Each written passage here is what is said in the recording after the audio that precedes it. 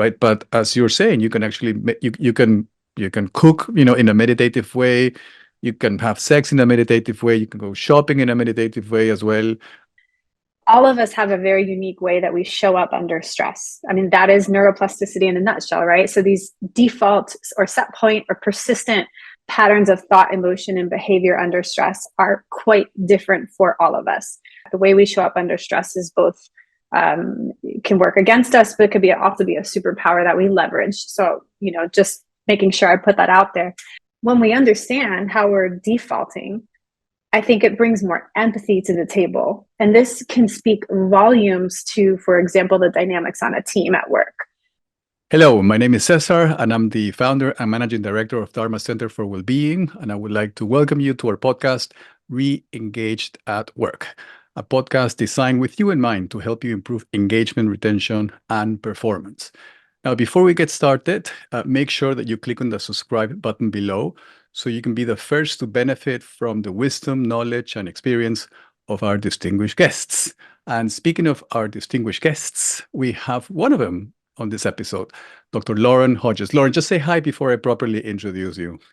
Good morning. How are you? Or good afternoon, I guess. Yeah, you're farther away. All right. So Lauren is a consultant, speaker, and the founder and managing director of Performance on Purpose, which is a global human performance and coaching training company with clients all over the world. Clients with like Accenture, Stella There, Johnson & Johnson, and many, many more. She's been doing this for about 17 years with high level of success, and I've seen it myself. She is also a LinkedIn learning instructor. She has a course on that platform called Discover Your Stress Personality, which we will actually talk about some elements of that course in the podcast today. And Lauren is also a published author. Her book, Less Stress, More Calm, Discover Your Unique Stress Personality and Make It Your Superpower, will be released in April 2024. I'm super excited for you, Lauren, about that. Thank you. And absolutely. And on this episode with Lauren, we will take a closer look at really understanding how, stress shows up in our minds, what's actually the role of stress in our lives, but more importantly, how can we lead a more productive and joyful life by managing our stress effectively and taking a more personalized approach to managing our stress effectively. So welcome then, my dear Lauren, to Re-Engaged at Work. Thank you. So good to see you, as always. Yeah. Speaking of, So, speaking of seeing you and feeling so good about it, let me just go back to how I learned about your existence. So I think it was 2016 or 2017. I think it was 2017 when, I was doing work for Thrive Global, which I still, do work for them, of course. And usually when we were given material to facilitate a workshop, we would have the accompanying, facilitator guide for us to kind of understand the angle that Thrive wanted to take on this particular topic. And I was kind of used to their traditional guides. And then all of a sudden came this big course called Thrive in Mind, right? Which was co-developed with Stanford Medicine. And then I got a hold of the facilitator guide and I was like blown away. I'm going like, oh my gosh, the structure, the methodology, the clarity, how well articulated. It's like, who the heck wrote this stuff? And I literally called New York and I said, please just tell me the name of the person who did this because I want to meet him or her, right? And then, someone gave me your name. I looked you up, and of course, you had a certification in neuroscience of business by, is it MIT Sloan School of Management, if I remember correctly? Yeah. Yeah. And then you have a doctorate of education, curriculum, and instruction from UCF. I'm going like, okay, now I understand, why this is so good, right? And I remember actually setting up a meeting with you to kind of have a conversation. And we talked for about an hour. We hit it off. You spoke in Spanish to me, and you me from that moment on. Surprise. I know. So I've been, a great admirer of your work. I've benefited from actually, from your, course design as well. And I know how you work. I know how methodical you are. I know how thorough you are, and I know you're, how expert, you are in all of these topics, particularly the topic of stress. So it's been such a pleasure to be a friend of yours, Lauren, for so many years, and I'm so Likewise. happy that Yeah. we keep working together. Actually, now, Lauren, just to set the scene, right? We live in a world in which, as there's 70% plus of employees are reporting moderate to high levels of stress at work, right? There's 60% of employees that are experiencing, symptoms of anxiety. And the worst statistic, or the one that really concerns me, is that there's about 15% of working age adults that live with a work-related mental disorder, right? And for the most part is, depression. And of course, as you know, once we experience chronic depression for a while, that can actually turn into depression. So goodness me, the state of the business world is not what we would like it to be, right? And whatever help we can get, to help people manage their stress more effectively, the better. So I couldn't think of anyone, better than you, to help us really understand, what stress is all about, right? Because as you will clarify for us, not all stress is not created equal, Hmm. So let's start by, by there. How would you define stress in the first place, Lauren? Well, stress being, uh, an often misunderstood term. I think stress, by definition, is sort of neutral. It's neither good nor bad. It's just a psychological, biological, physiological reaction to a real or perceived threat in the environment.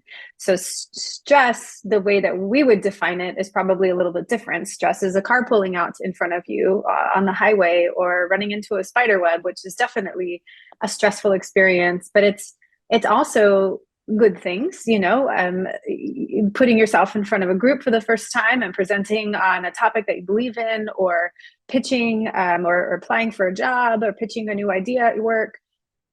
So stress can be psychological stressors, they can be acute physical stressors. Even exercise is quite literally stress on the body. I think that the way that we maybe define it in sort of the everyday is we assign a little bit of a negative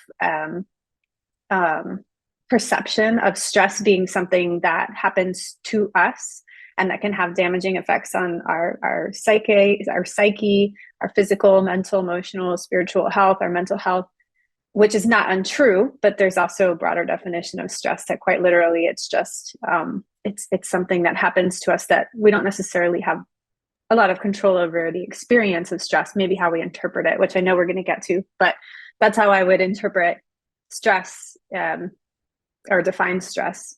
Yeah. Yeah, and sometimes I like to see stress, in a spectrum. On one side of the spectrum, we've got eustress, which is the positive form of stress. This is the kind of stress that we need to wake up in the morning, to go to work, complete our tasks, do our chores. And the good thing about eustress is, and by the way, eustress has nothing to do with the EU, our dear listeners. It's just a word, eustress. But it's the positive form of stress. So once we don't need it, it just goes away, and it might even elicit positive feelings, a sense of Mm-hmm. achievement, a sense of accomplishment, and that's fine. It's when we get to the other side of the spectrum, when stress becomes chronic, when it becomes more intense.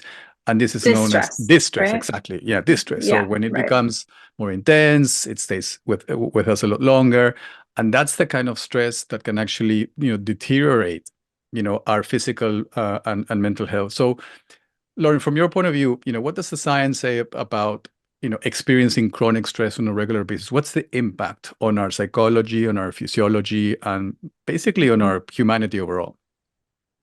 Well, I want to just clarify one thing just for the listeners, that you and I, even all of us, can experience one exact moment or situation and experience it very differently as eustress or distress.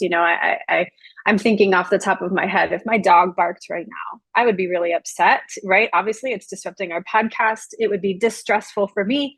In your mind, you might be going, it's okay. It's part of it. It's what makes us human. This podcast is going to be actually enhanced because of it. So for you, it's a eustress moment. I mean, it's a silly example. So I just want to call that out, that it's important that people know that even for ourselves, something that happens to us one day, or even the way that we look at it, could be experienced as both. It doesn't have to be necessarily that we categorize certain situations or experiences into these are distressful situations and these are eustressful situations. So I just want to call that out. In terms of chronic stress, the way that I define it based on my understanding of the literature is stress that is high negative or even low negative stress that is sustained over time, that is cumulative, and starts to feel out of our perceived control. And so once it starts to feel out of our perceived control and it's cumulative and we've stopped being able to recover from it, then it starts to become what we would understand as chronic stress. And chronic stress could be an accumulation of a bunch of smaller things. It doesn't necessarily have to be these huge life moments, death, disease, illness, etc. Although those, of course, add to it. Chronic stress could be just the mundane everyday. It could be the pulsating undertone of our everyday life. It could be geo-global politics and the economy and the stressors the stressors of work and the stressors of picking your child up from practice every day and making sure you get there on time and beating the traffic. So just to define that, when chronic stress is left unchecked and unmanaged effectively, it can very quickly evolve into a mental health crisis like depression or anxiety. And even if not, chronic negative stress can wreak havoc on our body, on our long-term health. It's highly correlated with chronic illness. In fact, I was reading here in the States, we have a report called Stress in America, and the 2023 report recently came out, and it said that our chronic illness rate went from 48% maybe to 58% in the past couple of years. And that's a huge increase, and it's correlated with our increased experience of chronic stress. So it can wreak havoc on everything from our longevity of life, our experience and happiness, our sense of contentment, but also physically, our ability to sleep well, our ability to have meaningful relationships and connection with others, our performance at work and at home, our productivity, our focus. Essentially all areas of life can be impacted. Yeah, actually, I know you're aware of this document called the International Classification of Diseases, which is a document that basically the WHO manages, and it lists basically all of the different ill health conditions that human beings can suffer from, and its causes as well, right? And I have access to this document, and I flip through the pages, and I just randomly point at cardiovascular disease, and out of the many causes or potential causes, stress, migraines, stress, hypertension, stress. I mean, don't get me wrong, Lauren. I do other things in my spare time, but it just goes to show that. And then I read some statistic a while back that it's been corroborated, over and over and again, that up to 90% of the conditions that we get diagnosed with are either triggered or exacerbated by stress. So the list is huge, huge, right? And then you mentioned something about perception. With some people can perceive an event, a circumstance or a situation as stressful, and another, it won't, right? So the perfect example that I can think of is I went with my daughter to a amusement park in London in December, and she was sitting alongside another girl. My daughter was having the time of her life. She was thrilled, excited, exhilarated. And the other, girl just sitting next to her, having exactly the same experience, was completely terrified, completely, what do you call it, on the verge of a nervous breakdown, right? And so it goes to show that, perception plays a massive, massive, massive part in how we experience, the stress response, which brings me to the following question as well, right? So let's say that I'm the kind of person, right, that I get stressed out, for very mundane reasons, like I lose my keys, I get stressed out. My dog poops in, takes a little while to poop, and I get stressed out. So I trigger the fight or flight response on a regular basis, right, for very mundane reasons, and that's how my neural network is basically organized in my brain. Am I doomed? So if my brain's set point is basically, what do you call it, in a place where I trigger the fight or flight response very frequently, is that how I'm going to be for the rest of my life, or if there's some hope for me?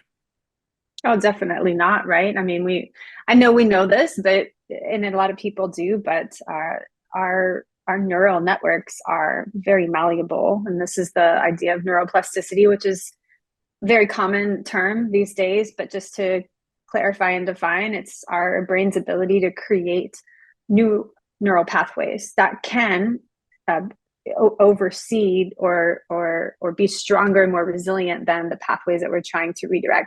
The reason I say that, a lot of people have the misunderstanding that we can unlearn something, or we can kill a neural pathway, that it can dry up and never be there again. That's not necessarily true.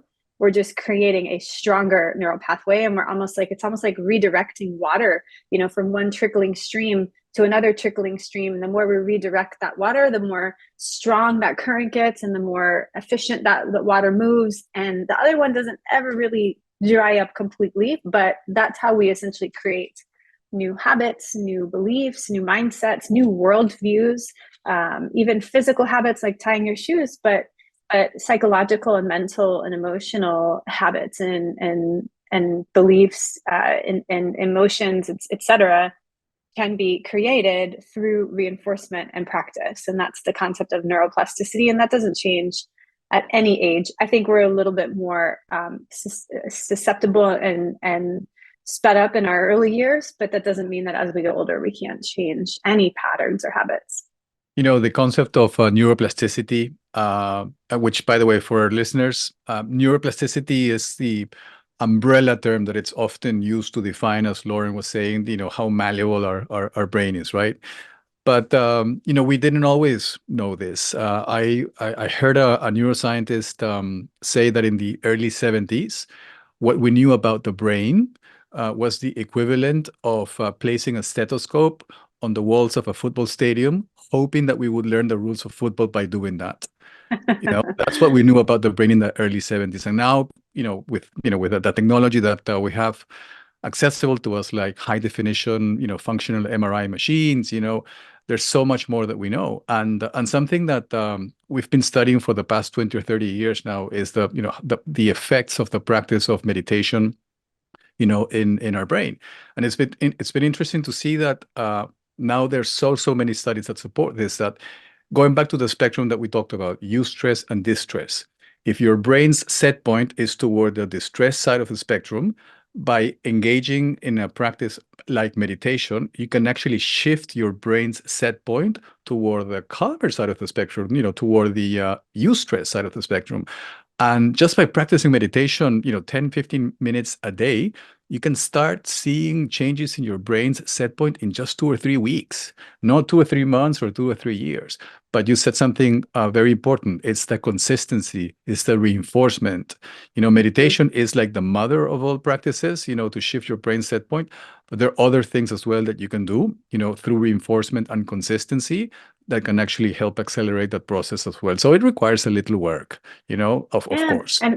and meditation, I mean, on that tangent, it even changes the structure of the brain. There's been many studies that show the size of our cortical thickness will increase, the size of our hippocampus, which is that hub for memory and learning, will grow in size, and then that we start to have structural changes in the amygdala, that hub for the fight or flight. So that I think meditation is just sort of a catch-all incredible practice. As we'll talk about probably later, the type of meditation might vary from person to person. What is the best type for them? And that's another conversation probably for later on in the podcast. But oh yeah, meditation being one of those just incredible super skills that everybody should be picking up if they can. Yeah, as a matter of fact, Dr. Daniel Goleman, who is basically considered the father of the modern movement of emotional intelligence, um, co-wrote a book with Dr. Richard Davidson, who must be one of the top 5 neuroscientists in the world, and they're both Harvard scholars. They published a book called The Science of Meditation, how to change your brain and how to change your body and your brain. Literally, that's basically what the text says on the cover, right? How to change the physical structure of your brain, as you were saying. And that book was so important to me, at least, that that book was actually launched in the offices of LinkedIn in San Francisco. And I flew from England all the way, to San Francisco for the launch of the book, and just to actually thank, Dr. Goldman and Dr. Davidson personally for making my job a lot easier, right? Because as you know, sometimes these practices can come across a little woo-woo. And I did actually ask, Dr. Davidson, which is the best meditation practice. And he said to me, it's the one you like best. It's like, which is the best wine is the wine that you like best. Do you like Bordeaux? So, so whether it's silent meditation, mantra-based visualization, guided meditation, chanting, whatever, the practice doesn't need to be weird or super elaborate in order to work. And it doesn't have to be sitting in a room, by the way. It could be driving, it could be on your commute, it could be, I was just in Las Vegas in Red Rock Canyon. I hiked 7.5 miles. I can tell you, Cesar, that 7.5 miles was meditation for me. I was silent and I just listened to the silence of the canyon and my feet crunching on the ground. And that was 3 hours of a meditative experience for me. So I also like to normalize that it doesn't always have to look like what it looks like for other people or what you might see on social media. And that's important for people to know. Yeah, and that's a very good point, because meditation is actually defined as anything you do with your attention in the present moment. And the reason why sometimes you see people, sitting down in lotus position with their arms extended is because they're formalizing, this practice of, being in the present, right? But as you're saying, you can actually you can cook, in a meditative way. You can have sex in a meditative way. You can go shopping in a meditative way as well. And you can go for wonderful hikes. Now, if I go to Vegas, I don't know if I would take a hike. I would, I would. I would be at the shows. But anyway. So, Lauren, something that I really love about your approach, to stress management is that, you've personalized it, and I've heard you speak about it. I've watched your course, multiple times, and it's fascinating to see that, if we are able to recognize how stress shows up, in us, then we can actually perhaps apply specific tactics, specific techniques that can help us to mitigate our experience of distress, based on how stress shows up in us, right? So I understand that you've kind of categorized the experience of stress in these 8 stress personalities, right? So I'm trying to figure out, what's the best way to do this, right? So first of all, can you just call out the 8, and then we will explore each one briefly? Sure. So maybe it's more helpful just to start by calling out why I'm even trying to categorize them, because I think, again, just going back to not ironically stressing out the audience, but explaining that it's not necessarily that I'm trying to box people into one stress personality or another. That's not it at all. It's just going back to the process of neuroplasticity based on everything from our genetics and DNA to our upbringing, to how stress was modeled for us, to our work culture, to our relationships. All of us have a very unique way that we show up under stress. I mean, that is neuroplasticity in a nutshell, right? So these default or set point or persistent patterns of thought, emotion, and behavior under stress are quite different for all of us. Some of us, we tend to be, for example, fighters. We tend to be very aggressive. We move toward a threat. We're outwardly maybe blaming or getting angry or throwing things or whatever it might be. Some of us, our default might be to avoid stress, to run away from it. So, you've got the fight in fight or flight, and you've got the flight in fight or flight. I'm a runner. That's what I would call myself. I like to avoid, push off, procrastinate. Neither of these activities, by the way, being a bad thing. It's just when we are doing it to a point where it's starting to interfere with our ability to effectively manage our stress and connect with other people, that's when these become a problem. And that's part of the book structure, is helping people understand that the way we show up under stress is both can work against us, but it could also be a superpower that we leverage. So, just making sure I put that out there. So, you have fight, you have flight.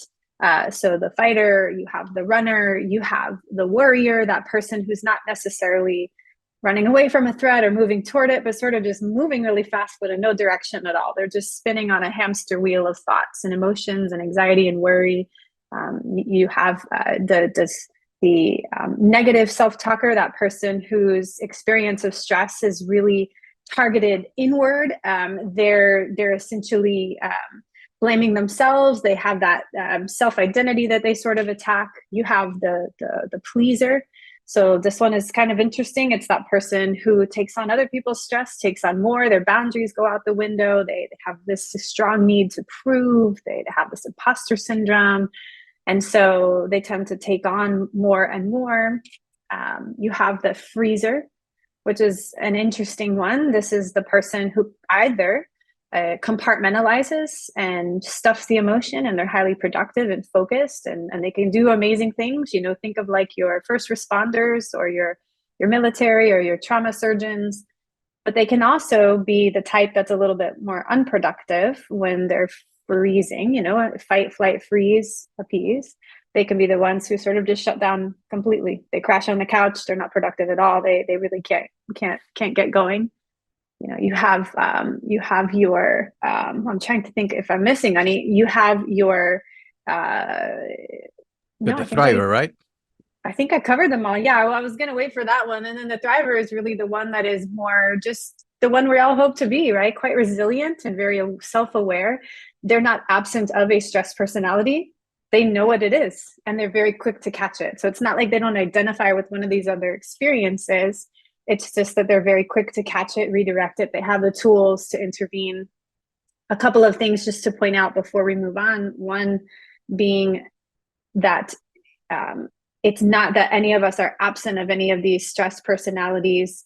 These are where we go first and most often. So, some of the listeners are going, I experience all of those in a day.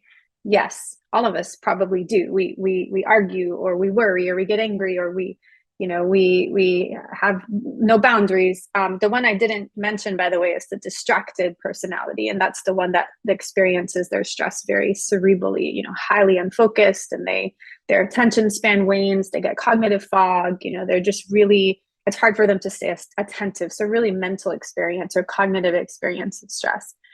But what I wanted to make sure people understood was that it's based on the research in stress personalities. One or two of these is where we go first and most often. So I'm not asking people to box themselves into one at all times. These can even be context dependent, where you experience maybe one persistent sort of default at work, for example, and one at home, or maybe it even changes by intensity. It's really more about getting to know where you go first and most often, not necessarily to just find one and you're supposed to be that person all the time. It's really just getting to know what are the patterns. And the other thing I wanted to make sure that I pointed out was that we can definitely intervene. It's not that stress will ever go away. The demands of life never go away. So we'll always have this stress personality, but we can certainly train our brain to catch it, recognize it, and then redirect. And that's where you move toward that thriver type personality. You move toward that at all times. It's a skill, not a trait, is I guess my point, is that all of these stress personalities are patterns, and they can all be shifted. I don't know that they go away, but they might be something that we catch a little bit more quickly. So I hope that covers it. But that's all 8 in a nutshell. Really, the book in a nutshell is exploring what that looks like. This might be not all of the categories. I just picked 8 because these are the ones that I've experienced with my clients and sort of categorized over the years. There's probably many more out there. Maybe people are going to be inventing their own. These are just the ones I was able to see as most persistent in my experience. And we would hope that stress doesn't go away at any point in time, because if it does, then tomorrow we'll be crossing the street, and if a double-decker bus comes our way, we're not going to be bothered by it. I'm stress-free, I'm chilled out, relaxed, come on over. So we need the stress response to obviously protect our physical integrity. Now, obviously, as I'm listening to this, and sometimes people might, if they categorize themselves or if they associate themselves with a particular stress personality, the one thing that I'm pretty sure, you're going to clarify as well, that is that by identifying with a stress personality, you're not admitting to a weakness or a personality flaw or even a mental health, condition, right? So can you just give No, people the reassurance that by identifying with a stress personality, there's nothing wrong with them? absolutely not. I mean, this is just our wiring, it's biology interacting with our experiences, and there's nothing wrong with them. In fact, a large chunk of each chapter is dedicated to why this could work to our advantage. I'll give you an example. If I am a coworker with someone who they would self-categorize as a fighter. They're a little scrappy, they're short-tempered, they get irritated quickly, they're very reactive. You were saying earlier, getting frazzled if your dog is not using the bathroom quick enough. Very reactive type of fighter personality. And I'm more of a runner personality. I'm going to back up, I'm going to avoid and retreat. We can look at both of those and see the superpowers within each one. In a crisis, who do you want? Do you want somebody who avoids and goes the other way, or do you want somebody who's going to move toward the threat and take action? And you probably want that fighter. Now, they might have some behaviors that are not working for them, so they have to learn how to recognize those and leverage them. Maybe it's not yelling and screaming, maybe it's taking action that's more values driven, and maybe with more awareness of your emotions. Maybe it's that deep breath before taking action. For a runner, the superpower would be they're really good at creating space. They know how to create space between them and taking action. And that's a good thing, so long as they're not avoiding for too long, to the point where they're not actually facing the discomfort. So the habits and behaviors and emotions that all of these stress personalities have, they're sort of pre-wired with some really unique skills that we can learn from.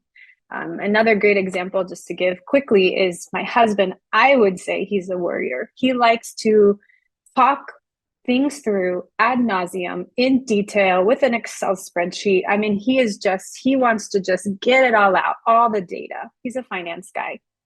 I'm the runner. I want a minute. I want 5 or 10 minutes. Give me time to breathe, and then I can come back and I can face this. But my initial reaction is, oh, I need some space. I need to avoid this for a second. I'm not necessarily going to take action. So both of us can bring to the table some really good skills when there's conflict, so long as we have awareness that this is our default. Otherwise, I'm going to interpret his experience as maybe you're not giving me enough space, you're not thinking of me, or I'm going to interpret he's going to interpret my experience of, why aren't you talking about this? Let's talk about it. When we understand how we're defaulting, I think it brings more empathy to the table. And this can speak volumes to, for example, the dynamics on a team at work. When we understand how we all are uniquely experiencing stress, we realize, oh my goodness, not everybody shows up the same way I do. Therefore, not everybody needs the same thing I do when we're all experiencing a collective high negative stress experience. I hope that makes sense. Yeah, It's a it good and a does. bad. It does. And I'm, as you know, Lauren, I'm a massive Star Wars fan, and I always Just use a Star little. Wars reference. Yeah. And so I understand that for each stress personality, there's a light side and there's a dark side, right? And we just need to be, and the light side is our superpower, and the dark side is the one that we need to learn how to, create more awareness around. And by having awareness that dark side of our stress personalities showing up in a specific situation, that awareness can allow us to, really kind of, think through before we behave whether we're freezing or whether we're running or whether we're fighting. That awareness Sure. can allow us to make better choices. It's that little pause, right? Just in between the reaction, the default, and the response. And that pause is so powerful and important. Yeah, I don't know who was the classical composer that said that the music is in the silence between the notes, right? Oh, I just heard that recently. It was such a good quote. I think it might have been on your LinkedIn. Yeah, perhaps. Yeah. And yes, indeed. It's just that, and you know what? Actually, as I was going through the stress personalities, in my particular case, ones that show up every now and again, runner, freezer, and the thriver as well. And the thing is that I've been meditating now since the year 2000, so it's been 24 years, right? And what I've noticed is Stuff that used to trigger me in the past, doesn't trigger me anymore, but it's gotten to the point in which some people think that I'm insensitive because Mm, I don't react. I don't react in terms of, it's I don't show interesting. expressions of horror or expressions of disgust. I just kind of take in the information and see the situation for what it is. And if I can contribute, great. If I can show some empathy and compassion, great.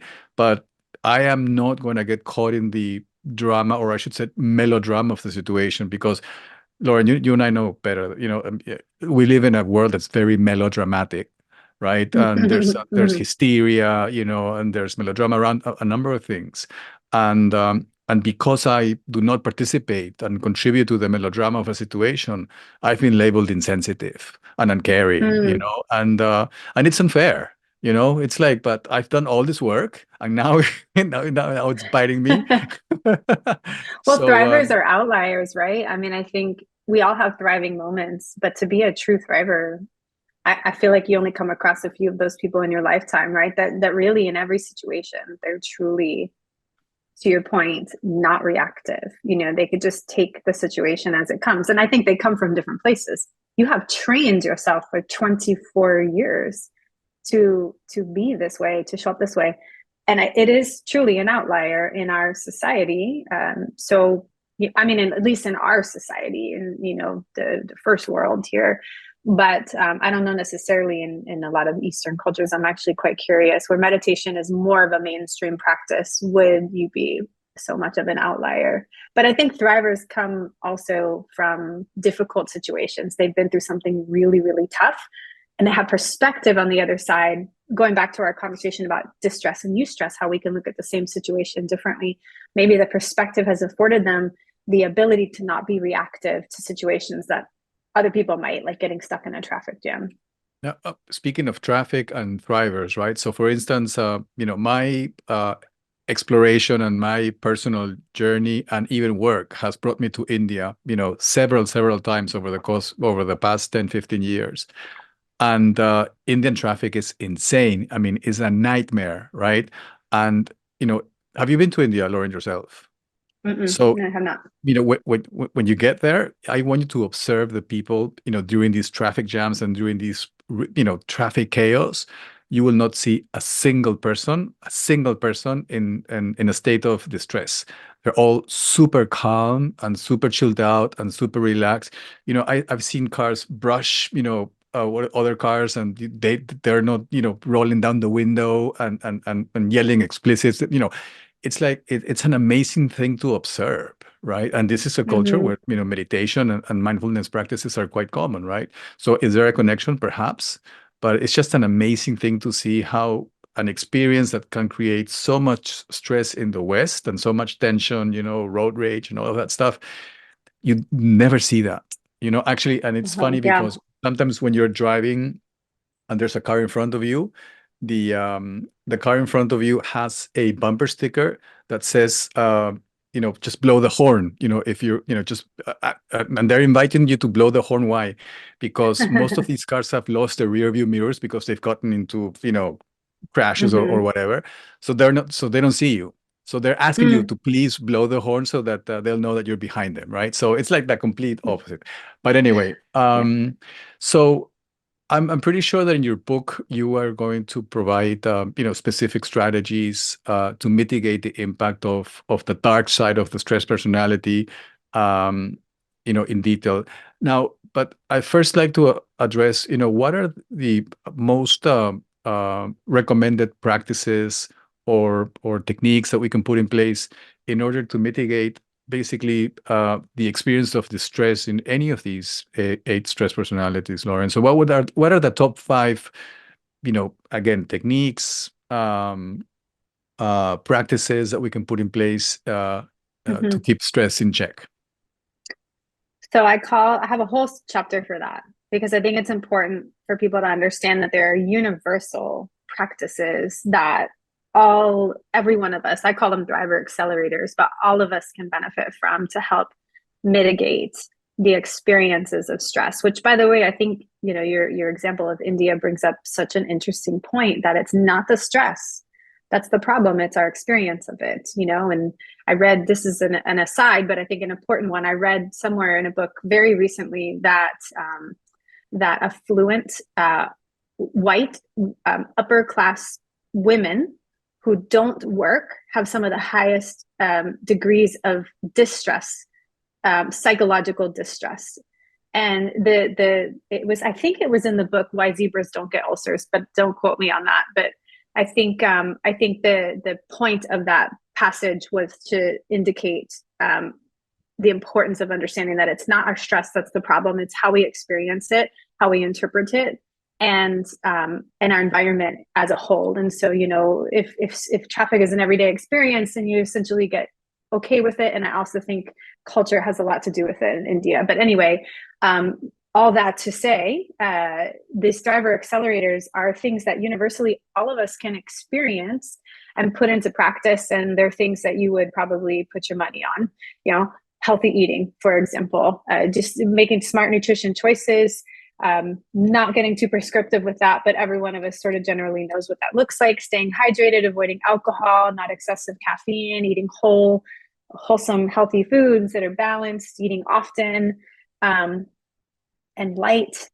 Then you have exercise and movements, different types of exercise. Really, all of them are universally wonderful. Movement throughout a day. And then we have things like sleep. Of course, sleep is critically important to managing stress, so the quality and quantity. So our sleep hygiene and practices around sleep, even the ways that we prepare for sleep and come out of sleep, are important. So you've got movement, exercise, nutrition, sleep. Two more that I would put in there is meditation, mindfulness. Of course, we just talked about that. We can get into this in a moment, but the type of meditation being a little bit uniquely kind of curated for the stress personality, in my experience and understanding of the research. And then the last one I would put in there is just this practice of whatever you want to call it, perspective shifting, storytelling, mindset, reframing. All of us have different buzzwords around it, but this idea of this sort of metacognitive approach to understanding and looking at your stress and making intentional choices to shift the way that we look at that stress. And there's a lot of really interesting and wonderful research to support this idea that we can take the same situation, like we were talking about earlier, and we can look at it in a different way. And it might remove a lot of the power that stress has had on you and help you actually learn to leverage it for growth. Not in every situation, you know, but in a lot of situations, going back to your example of letting the dog out, you know, we could quickly reframe that as, this is opportunity for me to find some stillness while my dog is taking their sweet time using the bathroom. But when we're rushed and in a hurry and in the frenzy of life, we can quickly misinterpret that as a distressful moment. So that's what I mean by reframing. But those are the ones that I would, off the top of my head, say are the top for me. Just to expand on the nutrition point, the brain represents about 2% of our body weight, but it basically represents like 15 to 20% of our energy demands. And our brain runs on a fuel called glucose, right? And when our brain senses that it hasn't gotten enough glucose to run, then it instructs the adrenal glands to start secreting the stress hormones in order for us to feed it, right? So that's there's a word that I really love in the English language, which is hangry. You know, and the really cool thing about English and Spanish is, as you know from Peru, and in Spanish we've got about 95,000 words, and in English there's like 400,000 at least. And the reason why the English language has so many words is because when a new word arrives, if it becomes very popular, it just makes it makes it to the dictionary the following year. In Spanish, we have a regulatory body. The only two languages that have a regulatory kind of body is French and Spanish. So a word like email, it gets studied by people with long beards and and 25 degrees, and then after like 5 years they make a decision. So hungry made it into the dictionary in 2018, although it's been used for quite a while. So and I'm the hungry kind of guy. If I am hungry, I mean, you do not want to be around me. So usually what I do is, and this is a stress management technique that I use, is I call it the stress log, which is I basically identify what I call the activating event. So the activating event in my particular case is, being hungry. Okay. And Mm-hmm. so what are the emotions associated with this activating event? I become irritable. I become impatient. I become, short-tempered, and then I plan. So what can you do to make sure that you are not hungry? Then I carry protein bars with me, or I carry healthy Mm-hmm. snacks, or whatever, right? So, and this exercise has been really, really useful because, I kind of made a list of all the things that really kind of tick me off, right?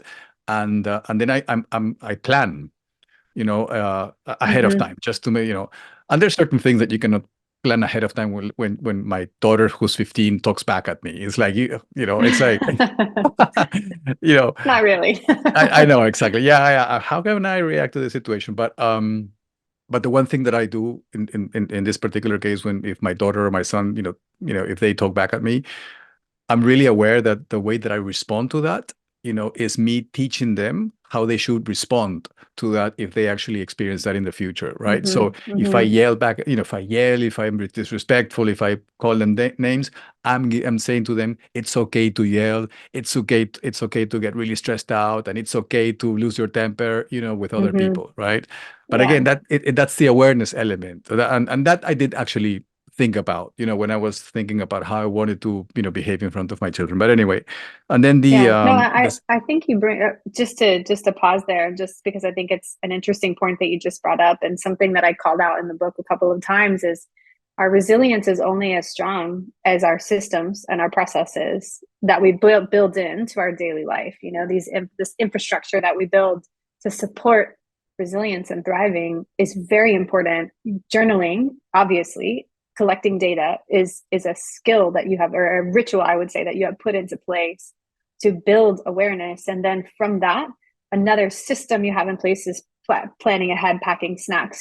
So there's a big section of the book sort of dedicated to what are the systems and the processes and the rituals that need to be in place.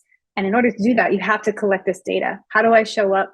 What's most persistent for me? What are the things, the parts of me that go first when I'm hangry? For me, it's sleep. If I don't get sleep, I am very much not the best version of myself. But I only know that because I've been journaling and collecting that data and taking inventory. Like, actually, that is the thing that impacts me the most, physically, mentally, and not getting exercise daily is what will get me, trigger that stress personality. So just calling out the importance of what you just said, which was collecting data on yourself, is so critically important.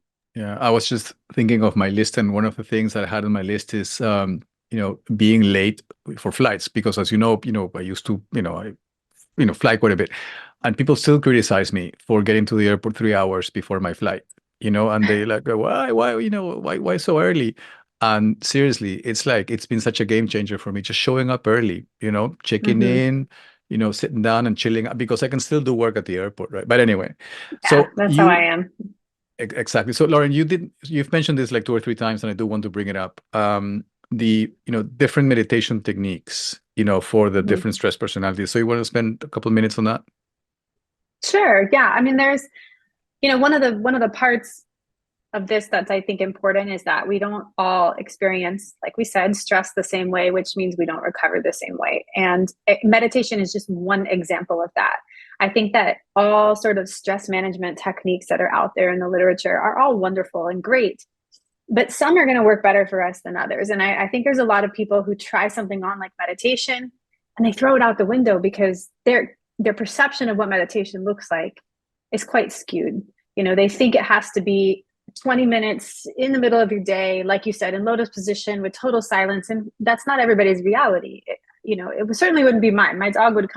Both of my dogs would come attack me. And then my teenagers would get home and they would destroy my kitchen. And Zen is not how I would explain my afternoons. So I say all that to say that there are different types of meditation. And, there's the open monitoring meditation, there's panoramic meditation, these ones that are a little bit more unstructured, and you're sort of taking in all of your field of vision, very sensory. And then there's guided meditations. You can listen to those. Those are the ones that are on Calm app or whatever it is, where they bring you back to the present moment. There's grounding, there's mindfulness activities, there's all sorts. And the example that I give when I'm doing keynotes and things like that is Imagine asking a worrier type personality who is experiencing stress to go be alone with their thoughts and meditate. What are they going to do? They're going to go worry, of course, right? If you ask them to go do something structured and guided and bring them back to the present moment, go ground themselves in the grass outside and maybe do a body scan, all of a sudden now that's a different type of meditation that is intervening for that experience of stress very differently. If you tell me when I'm totally overwhelmed and trying to avoid thinking of anything in particular, to go do a guided meditation, a runner is me. I'll tell you what, it's just one more thing for me to think about. I think a distracted personality might feel the same way. So for me, unstructured, movement-based meditation, like that hike I was telling you about, where there's no plan, nobody's telling me what to do or how to think or what to feel or what to think of, that is the best intervention for me. And that's why I emphasize so heavily that the symptom must match the cure must match the symptom, and when it comes to how we intervene on our stress. So that, I know there's a lot of different other types of meditations out there. I'm just giving the example that we should be careful not to be too overly prescriptive with how we suggest stress reset strategies for people, because they might not address their particular experience of stress. Yeah. Speaking of meditation, I once went to India to a meditation center run by the Osho community. I mean, I'm not a big fan of Osho, particularly the community that formed around him. He was an interesting guy, and there's a really interesting documentary on Netflix on him. But anyway, I just wanted to explore the different kinds of meditation. And I remember walking into first of all, as soon as I walked into the center, they needed to take a blood test. I said, why? Because we need to know if you've got HIV. I'm going like, excuse me? So that was like before you even pay, they take an HIV test. And then if you pass, How then you pay. relaxing. How relaxing, right? How chilled out. And then I was given a menu of 112 meditations to choose from, right? And I had been meditating for a while, but I did want to explore, and there's some crazy meditations. There's one called what is it called again? Osho's dynamic meditation, which involves yelling, screaming, swearing, but dancing. And it's at the end of the day, after all of my exploring, I realized that the simplest ones are the ones that will actually work best as well. And the one that you like, and the one that matches your stress personality as well, as you've said. And by the way, I just, as I was listening to you, and as we've been talking about not only meditation, but the role of perception in our experience of stress. Marcus Aurelius, the Roman emperor, he was one of the 5 good emperors. I think he ruled between 60, 80 AD.